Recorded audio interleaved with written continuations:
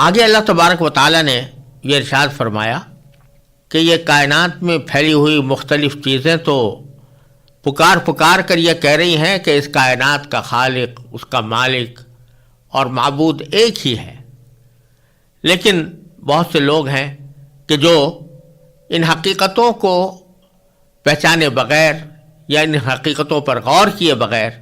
اللہ تعالیٰ کے ساتھ دوسروں کو شریک ٹھہراتے ہیں۔ چنانچہ فرمایا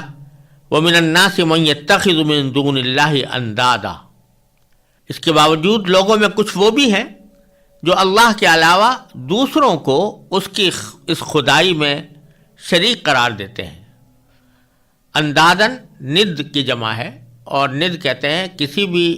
کے کام میں کسی کا شریک ہو یا ساجھی ہو تو اس کو ند کہا جاتا ہے۔ تو ان لوگوں نے یعنی مشرکین نے اللہ تبارک و تعالیٰ کے ساتھ اس کی خدائی میں کچھ چیزوں کو شریک بنا رکھا ہے، اور اس طرح شریک بنا رکھا ہے کہ یحبونہم کحب اللہ، کہ وہ ان سے ایسی محبت رکھتے ہیں جیسے اللہ کی محبت رکھنی چاہیے۔ تو اللہ تبارک و تعالیٰ فرماتے ہیں کہ والذین آمنوا اشد حبا للہ، اور جو لوگ ایمان لا چکے ہیں وہ اللہ ہی سے سب سے زیادہ محبت رکھتے ہیں۔ تو بتلانا یہ مقصود ہے کہ اللہ تبارک و تعالیٰ کے ساتھ اس کے خدائی کے کاموں میں کسی کو بھی شریک قرار دینا یہ شرک ہے، اور اللہ تبارک و تعالیٰ کی توحید کی خلاف ورزی ہے، اللہ تبارک و تعالیٰ کی عظمت کو نہ پہچاننے کا نتیجہ ہے۔ اور یہ بات جس طرح ان لوگوں پر صادق آتی ہے جو اللہ تعالیٰ کے ساتھ بت پرستی کرتے ہیں، اللہ تبارک و تعالیٰ کے عبادت کے علاوہ بتوں کی پوجا کرتے ہیں، اس پر بھی صادق آتی ہے جو کسی کو اللہ کا بیٹا قرار دیتے ہیں، اور ان لوگوں پر بھی صادق آتی ہے کہ جو کسی مخلوق کے بارے میں یہ کہتے ہیں کہ وہ اللہ تبارک و تعالیٰ کی فلاں خدائی کے کام میں شریک ہے، مثلا فلاں بزرگ اولاد دیتے ہیں، یا فلاں ولی اللہ وہ ہماری بگڑی بنا دیتے ہیں، یا فلاں پیغمبر ہماری بگڑی بنا دیتے ہیں۔ تو یہ تصور اگر اس نیت سے کیا جائے کہ اللہ تبارک و تعالیٰ نے ان بزرگوں کو یا کسی ولی کو یا کسی پیغمبر کو اپنی خدائی کا اختیار دے دیا ہے تو یہ بھی شرک ہے، اور وہ اس کے اوپر بھی یہ آیت صادق آتی ہے کہ کچھ لوگ وہ ہیں جو اللہ کے سوا دوسرے لوگوں کو یا دوسری چیزوں کو اس کی خدائی میں شریک ٹھہراتے ہیں۔ البتہ اس میں کوئی شک نہیں کہ جو اللہ تبارک و تعالیٰ کے برگزیدہ بندے ہیں، چاہے وہ پیغمبر ہوں یا اولیاء کرام ہوں یا بزرگان دین ہوں، ان کی عزت، ان کی عظمت، ان کی توقیر وہ ان کا اس لیے حق ہے کہ وہ اللہ تبارک و تعالیٰ کے برگزیدہ بندے ہیں، لیکن اس عظمت اور توقیر اور محبت کو اس درجہ نہ بڑھانا چاہیے کہ ان کو خدائی کے اختیارات صبور کر دیں کہ یہ ہمارے مشکل کشا ہیں، کارساز ہیں۔ یہ اس قسم کے الفاظ استعمال کرنا یہ اللہ بچائے انسان کو شرک کی سرحد تک پہنچا دیتا ہے، اس لیے اس سے پرہیز کرنا ضروری ہے۔ تو آگے باری تعالیٰ فرماتے ہیں کہ یہ لوگ جو اللہ تعالیٰ کے ساتھ دوسروں کو شریک ٹھہرا رہے ہیں، اور نبی کریم سرور دو عالم صلی اللہ علیہ وسلم نے ان کو جو توحید کا پیغام دیا ہے یا جس چیز کی طرف آپ دعوت دے رہے ہیں اس کو یہ لوگ اس وقت قبول کرنے سے انکار کر رہے ہیں، لیکن ان کو چاہیے کہ ذرا سا غور کیا کریں، اور کچھ نہیں تو اس بات پر غور کیا کریں کہ جب ان کو کوئی تکلیف پہنچتی ہے تو اس تکلیف کے وقت میں یہ بے ساختہ اگر پکارتے ہیں تو اپنے اللہ کو پکارتے ہیں۔ چنانچہ فرمایا کہ کاش کہ یہ ظالم جب دنیا میں کوئی تکلیف دیکھتے ہیں اسی وقت یہ سمجھ لیا کریں کہ تمام تر طاقت اللہ ہی کو حاصل ہے، جیسے کہ قرآن کریم نے دوسری جگہوں پہ بھی فرمایا ہے کہ جب یہ لوگ سمندر میں تجارت کے لیے سفر کرتے ہیں اور کشتیوں میں چلتے ہیں اور کشتیاں طوفان میں گھر جاتی ہیں، چاروں طرف سے سمندر کی موجیں ان کو آ گھیرتی ہیں اور ان کو بچنے کا کوئی اور راستہ نظر نہیں آتا، تو اس وقت یہ سارے شرکا کو بھول بیٹھتے ہیں جن بتوں کی عبادت کرتے تھے، جو بتوں کے نام رکھے تھے کہ یہ لات ہے، یہ عزا ہے، یہ حبل ہے، یہ منات ہے، ان سب کو بھول جاتے ہیں اور اس وقت صرف واحد اللہ کو پکارتے ہیں کہ یا اللہ اپنے فضل و کرم سے ہمیں اس مصیبت سے نکال دیجئے اور ہمیں کنارے تک پہنچا دیجئے. لیکن جب کنارے پہنچتے ہیں تو پھر دوبارہ ان بتوں کو پکارنا شروع کر دیتے ہیں اور ان کی مدد لینا شروع کر دیتے ہیں. تو باری تعالیٰ فرما رہے ہیں کہ اگر یہ ہر تکلیف کے موقع پر جب تکلیف ان کو کوئی پہنچتی ہے تو یہ اگر اللہ تبارک و تعالیٰ کی قدرت کا اس وقت احساس کریں کہ ساری قوت اللہ کے قبضے میں ہے. جب ساری قوت اللہ کے قبضے میں ہے تو پھر اس کا کوئی شریک نہیں ہے کہ خدائی میں اس کو اس کے برابر قرار دیا جائے. تو اس وقت ان کو پتہ چلتا کہ توحید برحق ہے، اور ساتھ میں کاش کہ یہ بھی سمجھتے کہ ان اللہ شدید العذاب، کہ اللہ تعالیٰ کا عذاب بھی بڑا سخت ہے. اور پھر آگے اس عذاب کی ایک منظر کشی اللہ تعالیٰ نے فرمائی ہے کہ یہ اس وقت کی بات ہے جب قیامت کے دن حشر میں سب لوگ جمع ہوں گے. تو اس میں کچھ لوگ وہ ہوں گے کہ جو اپنی قوم کے، اپنے قبیلے کے، اپنے خاندان کے یا اپنی بستی کے سردار سمجھے جاتے تھے، اور کچھ لوگ وہ ہیں جو ان کے پیروکار سمجھے جاتے تھے. اور یہ عموماً ہوتا رہا ہے کہ جب کسی قوم کے سردار کسی غلط عقیدے پر یا کسی غلط عمل پر کاربند ہوتے تو ان کے جو بستی کے رہنے والے عام لوگ ہیں وہ بھی ان کو دیکھ دیکھ کر انہی کا عقیدہ اختیار کرتے اور انہی کے طریقہ کار کو درست قرار دیتے. تو کوئی دوسرے الفاظ میں یوں کہہ لیں کہ جو سردار ہوتے تھے یا پیشوا ہوتے تھے وہ ان کو لے کر گئے گمراہی کی طرف. تو جب وہاں قیامت کے اندر یہ منظر سامنے آئے گا کہ یہ ہمارے سردار بھی گمراہ تھے اور انہوں نے بھی ہمیں غلط راستہ دکھایا تھا اور ہم تو ان کے پیچھے چل کر گمراہی میں پڑی گئے تھے، تو وہاں پر یہ لوگ جنہوں نے کہ اپنے سرداروں کی پیروی کی تھی وہ یہ کہیں گے کہ ہم میں جو کچھ بھی گمراہی آئی وہ ہمارے ان سرداروں کی وجہ سے آئی. تو اس موقع پر وہ جو سردار ہیں وہ کہیں گے کہ نہیں یہ گمراہی ہماری وجہ سے نہیں آئی اور ہم بالکل اس بات سے بری ہیں کہ ہم نے تمہیں گمراہ کیا تھا. اس کی منظر کشی اللہ تعالیٰ فرما رہے ہیں کہ اذ تبرأ الذین اتبعوا، جب وہ پیشوا جن کے پیچھے یہ لوگ چلتے رہے ہیں اپنے پیروکاروں سے مکمل بے تعلقی کا اعلان کریں گے، یعنی اعلان کر دیں گے جی ہمارا ان سے کوئی تعلق نہیں، ہم نے ان کو گمراہ نہیں کیا تھا. اور ورأوا العذاب، اور یہ سب لوگ عذاب کو اپنی آنکھوں کے سامنے دیکھ لیں گے. وتقطعت بہم الاسباب، اور ان کے تمام باہمی رشتے کٹ کر رہ جائیں گے. یعنی دنیا میں تو صورت یہ تھی کہ ایک سردار تھا اور دوسرا اس کا پیروکار تھا، ایک پیشوا تھا اور دوسرا اس کا متبع تھا، یا ایک استاد تھا دوسرا اس کا شاگرد تھا. وہاں یہ سارے رشتے کٹ کر رہ جائیں گے. یعنی اب استاد اپنے استاد ہونے سے انکار کر دے گا اور یہ ماننے سے کے لیے تیار نہیں ہوگا کہ میں نے اس کو غلط سبق پڑھایا تھا. اور آگے فرمایا کہ وقال الذین اتبعوا، وہ لوگ جنہوں نے ان بڑوں کی پیروی کی تھی وہ کہیں گے کہ لو ان لنا کرۃ، کہ کاش ہمیں ایک مرتبہ پھر دنیا میں لوٹنے کا موقع دے دیا جائے. فنتبرأ منہم، تو ہم بھی ان پیشواؤں سے اسی طرح بے تعلقی کا اعلان کریں کما تبرؤوا منا، جیسے کہ آج انہوں نے ہم سے بے تعلقی کا اعلان کیا ہے. یعنی جب وہ دیکھیں گے کہ ہمارا سارا بھروسہ تو ان سرداروں پر تھا اور آخرت میں جا کر ان سارے سرداروں نے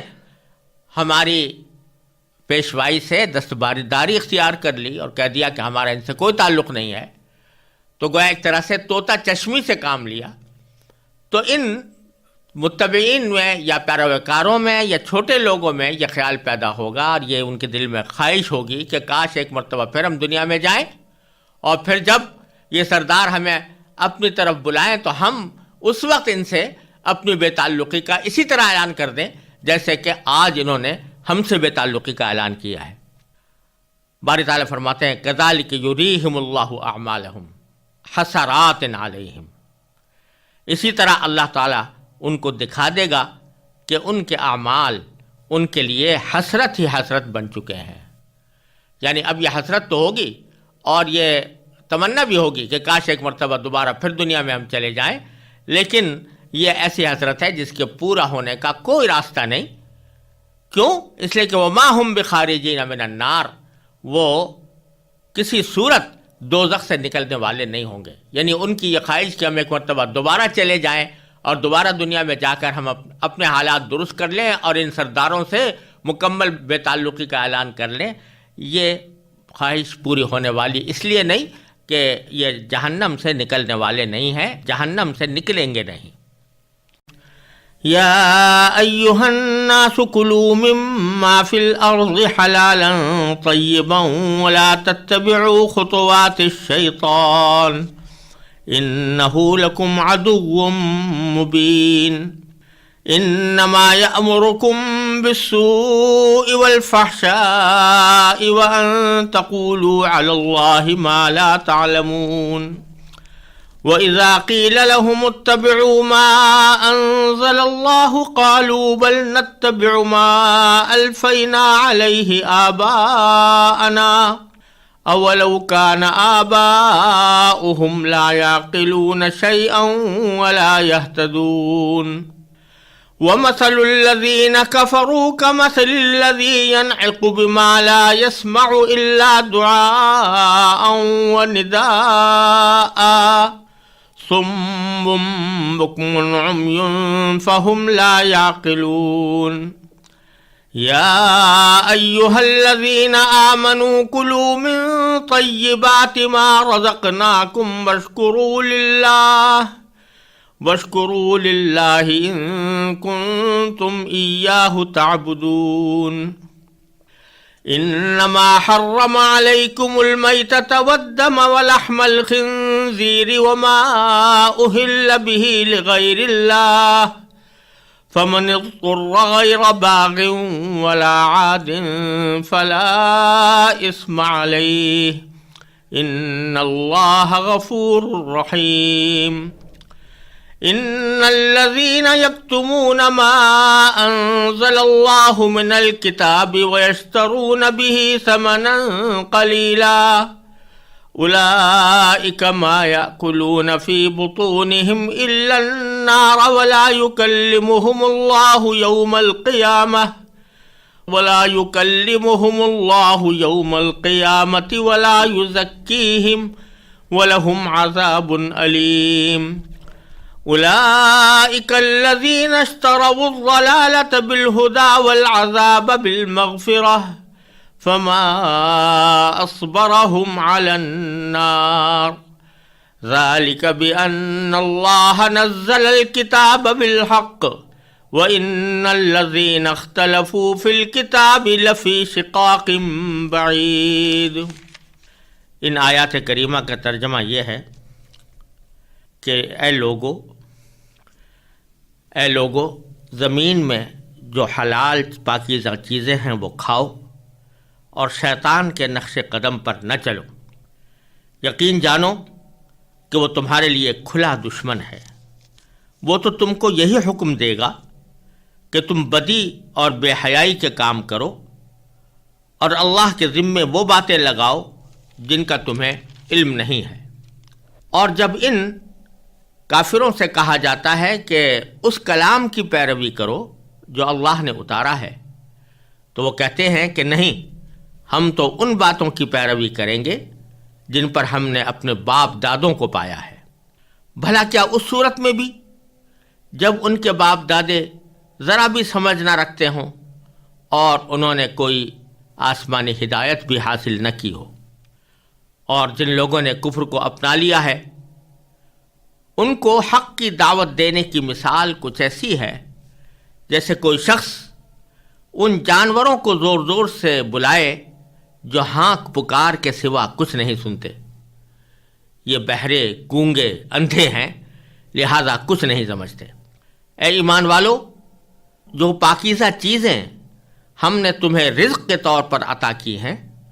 ان میں سے جو چاہو کھاؤ اور اللہ کا شکر ادا کرو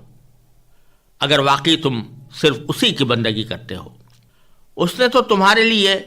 بس مردار جانور، خون اور سور حرام کیا ہے،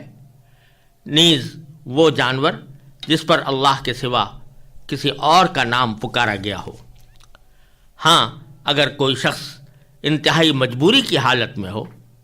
جبکہ اس کا مقصد نہ لذت حاصل کرنا ہو اور نہ وہ حد سے آگے بڑھے، تو اس پر کوئی گناہ نہیں۔ یقیناً اللہ بہت بخشنے والا، بڑا مہربان ہے۔ حقیقت یہ ہے کہ جو لوگ اللہ کی نازل کی ہوئی کتاب کو چھپاتے ہیں اور اس کے بدلے تھوڑی سی قیمت وصول کر لیتے ہیں، وہ اپنے پیٹ میں آگ کے سوا کچھ نہیں بھر رہے۔ قیامت کے دن اللہ ان سے کلام بھی نہیں کرے گا اور نہ ان کو پاک کرے گا، اور ان کے لیے دردناک عذاب ہے۔ یہ وہ لوگ ہیں جنہوں نے ہدایت کے بدلے گمراہی اور مغفرت کے بدلے عذاب کی خریداری کر لی ہے۔ چنانچہ اندازہ کرو کہ یہ دوزخ کی آگ سہنے کے لیے کتنے تیار ہیں۔ یہ سب کچھ اس لیے ہوگا کہ اللہ نے حق پر مشتمل کتاب اتاری ہے، اور جن لوگوں نے ایسی کتاب کے بارے میں مخالفت کا رویہ اختیار کیا ہے، وہ زدہ زدی میں بہت دور نکل گئے ہیں۔ ان آیات کا پچھلی آیتوں کے ساتھ یہ تعلق ہے کہ اللہ تبارک و تعالیٰ نے پچھلی آیتوں میں ان مشرکین کا ذکر فرمایا تھا جو اللہ تبارک و تعالیٰ کے ساتھ دوسرے خداؤں کو، جھوٹے خداؤں کو اپنا معبود سمجھتے تھے اور اللہ تعالیٰ کے ساتھ کسی کو شریک ٹھہراتے تھے۔ اسی شریک ٹھہرانے کا ایک شاخسانہ یہ تھا کہ انہوں نے نہ جانے کس بنیاد پر بہت سے جانوروں کو اپنے اوپر حرام کر رکھا تھا۔ مثلا یہ کہ بعض اوقات کسی جانور کو وہ کسی بت کے نام پر آزاد چھوڑ دیتے تھے، جس کو صائبہ کہتے تھے، اور اسی طرح کی بہت سی رسمیں انہوں نے ایجاد کی ہوئی تھیں، جس کے نتیجے میں بہت سے جانوروں کو وہ اپنے اوپر حرام کیے ہوئے تھے، جس کی پوری تفصیل انشاءاللہ سورہ انعام میں آئے گی۔ وہاں اللہ تبارک و تعالیٰ نے ان کی ان رسموں کو قدر تفصیل کے ساتھ ذکر کیا ہے، اور یہ بتلایا ہے کہ کس طرح انہوں نے بتوں کی پرستش کرتے ہوئے اللہ تعالیٰ کی نازل کی ہوئی پاک، حلال، پاکیزہ چیزوں کو بھی حرام کر رکھا ہے۔ تو اللہ تبارک و تعالیٰ یہاں ان کے شرک کی ایک صورت بیان فرما رہے ہیں کہ ان کے شرک کا ایک حصہ یہ ہے کہ اصل میں تو اللہ تبارک و تعالیٰ ہی کو یہ حق حاصل ہے کہ وہ کسی چیز کو حلال قرار دے یا حرام قرار دے، اور شریعت کا اصل حکم یہ ہے کہ جب تک اللہ تبارک و تعالیٰ کی طرف سے یا اللہ کے رسول صلی اللہ علیہ وسلم کی طرف سے کسی چیز کو حرام قرار نہ دیا گیا ہو تو اس کو حلال ہی سمجھا جائے گا۔ تو اللہ تبارک و تعالیٰ نے جن چیزوں کو حرام کیا ان کو تو بے شک حرام کرنا، حرام ہی سمجھنا ضروری ہے، چاہے وہ قرآن کریم میں آئی ہوں یا رسول کریم سرور دو عالم صلی اللہ علیہ وسلم نے اس کی حرمت کا بیان فرمایا ہو۔ لیکن اپنی طرف سے گھڑ کر کسی چیز کو حرام قرار دینا یہ بھی ایک طرح سے شرک کا ایک شعبہ ہے، کیونکہ کسی چیز کو حلال کرنا یا حرام کرنا یہ اللہ تعالیٰ کا استحقاق ہے۔ اگر کوئی شخص یہ کہے کہ میں حرام کرتا ہوں فلاں چیز کو، تو یہ ایک طرح سے وہ اللہ تعالیٰ کے اس استحقاق میں اپنے آپ کو شریک کر رہا ہے، تو یہ بھی شرک کا ایک شعبہ ہے۔ تو اللہ تبارک و تعالیٰ ان کے اس عمل کی تردید کرتے ہوئے فرما رہے ہیں کہ یا ایھا الناس، اے لوگو، اور اس لوگوں کا لفظ جب استعمال کرتے ہیں اللہ تبارک و تعالیٰ تو اس میں مسلمان اور کافر دونوں شامل ہوتے ہیں۔ تو گویا یہ خطاب صرف مسلمانوں کو نہیں ہے بلکہ تمام انسانوں کو ہے، جن میں غیر مسلم بھی داخل ہے۔ ان کو خطاب کرتے ہوئے فرمایا کہ کلوا مما فی الارض حلالا طیبا، زمین میں جو حلال پاکیزہ چیزیں ہیں وہ کھاؤ۔ جن کو اللہ تبارک و تعالیٰ نے حلال قرار دیا ہے اور حرام قرار نہیں دیا، ان کو کھانے میں تمہیں کوئی تکلف یا کوئی تأمل نہ ہونا چاہیے، اور یہ نہ سمجھنا چاہیے کہ یہ ہمارے لیے ناجائز ہیں، کیونکہ یہ جو تم نے رسمیں بنا لی ہیں کہ فلاں جانور ہمارے لیے حرام ہے، تو یہ در حقیقت اللہ تعالیٰ نے تو یہ حکم نازل کیا نہیں تھا، تو یقیناً شیطان نے تم کو سجایا ہے، اور جب تک اللہ تبارک و تعالیٰ کی طرف سے کسی چیز کے حرام ہونے کا حکم نہ آئے تو محض کسی ایک شخص کے کھڑے ہو کر کہہ دینے سے کہ یہ چیز حرام ہے وہ حرام نہیں ہوتی، وہ در حقیقت شیطان کی طرف سے ایک گمراہی کا ایک راستہ پیدا کیا جاتا ہے۔ لہذا آگے فرمایا وَلَا تَتَّبِعُوا خُطُوَاتِ الشَّيْطَانِ، اور شیطان کے نقش قدم پر نہ چلو کیونکہ وہ تمہیں گمراہی کی طرف لے جاتا ہے۔ اِنَّهُ لَكُمْ عَدُوٌّ مُّبِينٌ، یقین جانو کہ وہ تمہارے لیے ایک کھلا دشمن ہے۔ اور پھر آگے یہ بھی فرمایا کہ شیطان کا تو کام ہی یہ ہے کہ انما یامرکم بالسوء والفحشاء وان تقولوا اللہ ما لا تعلمون، تین باتیں فرمائی کہ شیطان جو ہے وہ تمہیں کس بات کا حکم دیتا ہے، ایک تو برائی کا، ایک بے حیائی کے کام کا، اور تیسرے یہ کہ تم اللہ کے ذمے وہ باتیں لگاؤ تمہیں جن کا علم نہیں ہے، تمہیں کسی نے نہیں بتایا کہ اللہ تعالیٰ نے یہ بات کہی ہے، لیکن تم اپنی طرف سے وہ اللہ تعالیٰ کی طرف منسوب کر دو۔ تو برائی میں تو ہر گناہ داخل ہے، مثلا جھوٹ بولنا، رشوت لینا وغیرہ وغیرہ۔ تو شیطان حکم دیتا ہے کہ اس قسم کے کام کرو، اس کی طرف انسان کو متوجہ کرتا ہے۔ اور فحشاء کا لفظ قرآن کریم میں بہت سی جگہوں پر آیا ہے، یہ ہر اس عمل کے لیے ہے جو بے حیائی کا ہو، بے شرمی کا کام ہو۔ تو شیطان جو ہے وہ بے حیائی اور بے شرمی کے کام پر انسانوں کو اکساتا ہے۔ اور تیسرا یہ کہ اللہ کے ذمے وہ باتیں لگاؤ جن کا تمہیں علم نہیں ہے۔ علم نہ ہونے کے معنی یہ کہ اللہ تبارک و تعالیٰ کی طرف اگر کوئی بات منسوب کی جائے کہ اللہ تعالیٰ نے یوں فرمایا ہے یا یہ حکم دیا ہے، یہ کسی انسان کے لیے اس وقت تک جائز نہیں ہے جب تک کہ اس کے پاس یقینی طور سے یہ علم نہ آ گیا ہو کہ واقعی اللہ تعالیٰ نے ایسا کہا ہے۔ مثلا قرآن کریم میں آ گیا ہو، اللہ کے پیغمبر آپ کو آ کر بتائے تو بے شک آپ کو علم ہو گیا کہ اللہ تعالیٰ نے یہ کہا۔ لیکن اگر نہ قرآن کہہ رہا ہے نہ اللہ کا پیغمبر بتا رہا ہے، اپنی طرف سے تم نے کوئی باتیں گھڑ لی ہے اور اس کو اللہ تعالیٰ کی طرف منسوب کرتے ہو، تو یہ در حقیقت شیطانی عمل ہوتا ہے۔ شیطان تمہیں اس پر اکساتا ہے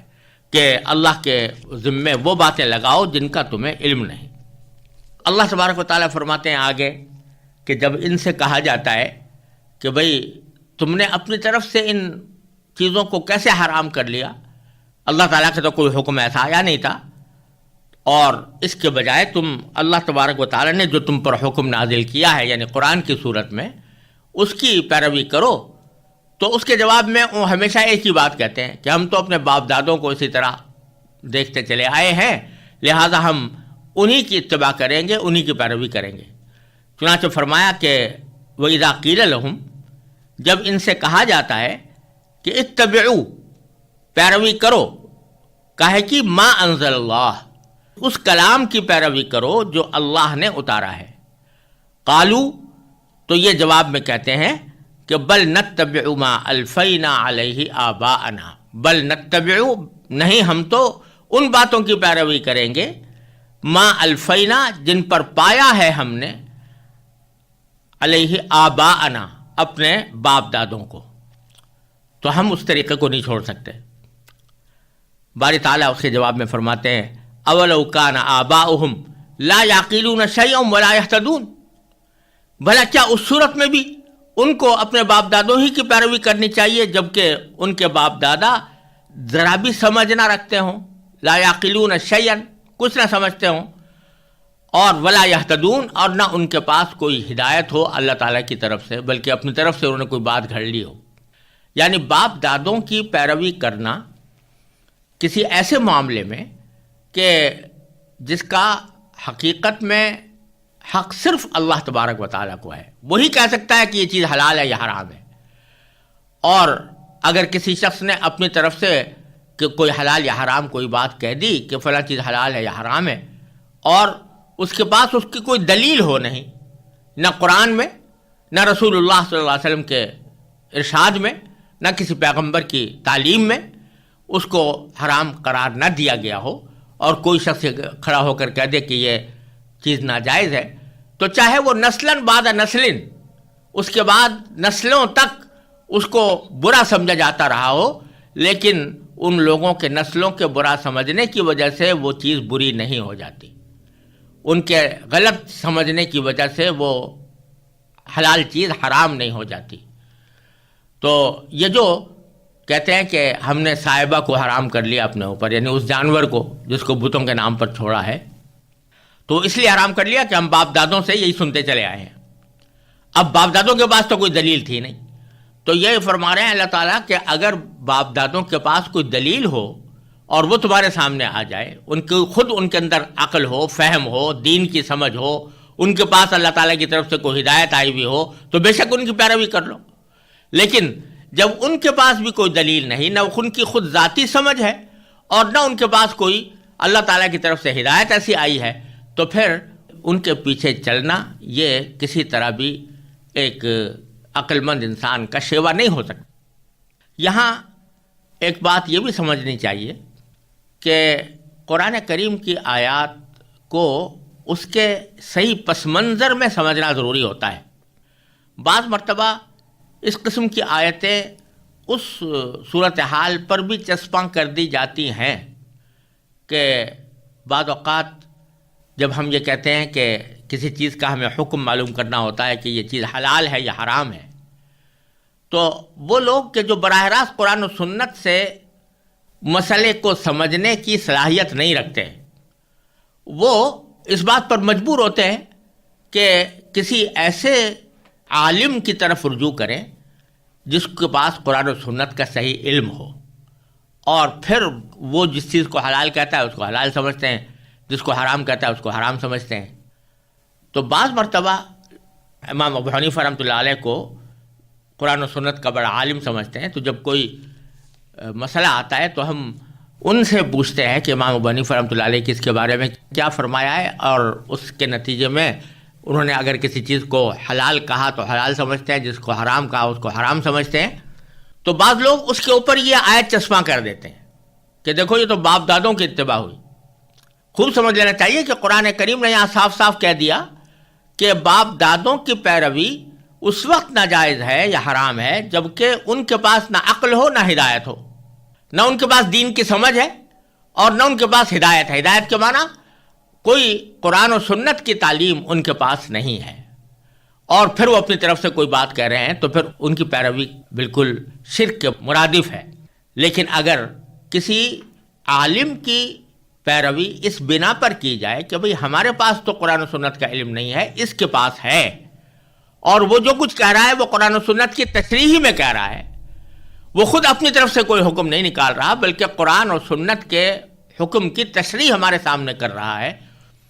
اس طرح اس کے علم پر، اس کے فضل پر،